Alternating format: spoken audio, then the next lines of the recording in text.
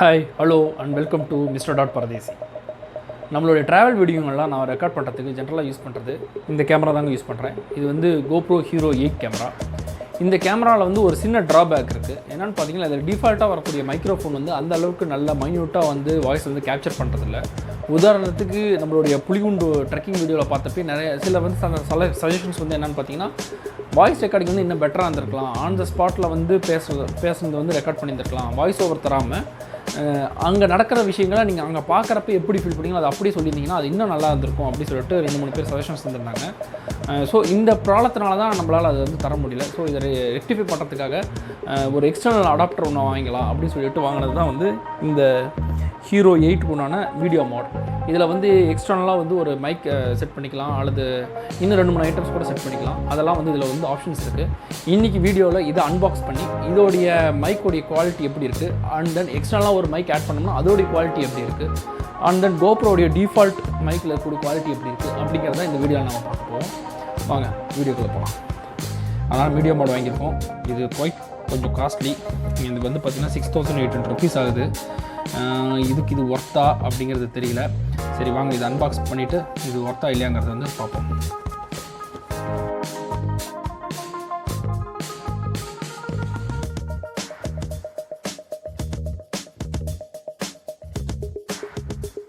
இது என்னென்ன இருக்குதுன்னு பார்த்தீங்கன்னா ஒரு ஸ்க்ரூ வந்து தந்துருக்காங்க. நம்ம இந்த கிளாம்போட யூஸ் பண்ணுறதுக்கு ஓகே, நல்ல விஷயம். அடுத்தது ஒரு கிளாம்ப் ஒன்று தந்திருக்காங்க, பரவாயில்ல. இந்த கிளாம்ப் வந்து ஆக்சுவலாக இது செட்டு நிறையா வாங்கி வச்சுருக்கேன். தேர்ட் பார்ட்டியில் வந்து வாங்கினது, அதுக்கும் வந்து இதுக்கும் நிறைய டிஃப்ரென்ஸ் இருக்குது. இதான் மீடியா படம் பாருங்க, அது பொத்துன்னு உள்ளுது. ரைட், இதுக்காக தான் நம்ம செலவு பண்ணியிருக்கோம் மெயினாக. இது ரெண்டும் வந்து அடிஷ்னல் ஆக்சசரிஸ் மாதிரி நமக்கு. ஓகே, எவ்வளோ இருந்தாலும் வாங்கிக்கலாம், நல்லது தானே.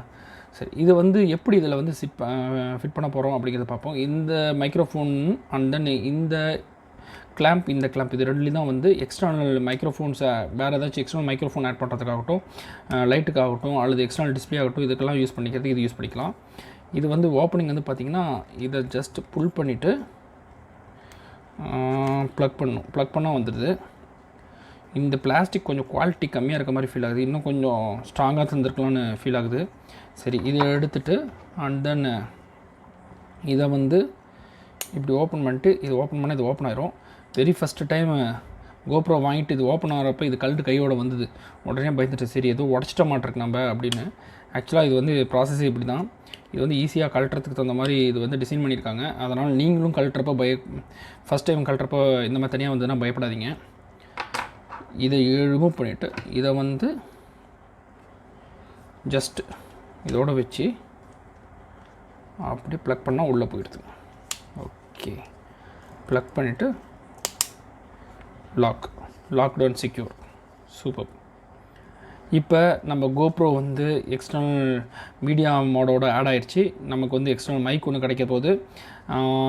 எக்ஸ்டர்னல் மைக்ரோஃபோன் ஒன்று பர்ச்சேஸ் பண்ணாலும் லைட்டு அண்ட் தென் டிஸ்பிளே வேணாலும் ஆட் பண்ணிக்கலாம். ஓகே, இப்போ GoProவில் டிஃபால்ட்டாக வரக்கூடிய மைக்ரோஃபோன் அண்ட் தென் இந்த external mod and then external mod with external microphone, இந்த மூணுக்கும் இருக்கக்கூடிய டிஃப்ரென்ஸ் என்னங்கிறது இன்டோர் அண்ட் தென் அவுட்டோரில் வந்து எப்படி டிஃப்ரென்ஸ் இருக்குங்கிறது டெஸ்ட் பண்ணி பார்ப்போம். வாங்க. இப்போ நம்ம கேட்டுட்ருக்க ஆடியோ வந்து GoProவில் டிஃபால்ட்டாக வரக்கூடிய மைக்ரோஃபோனில் ரெக்கார்ட் ஆகுது.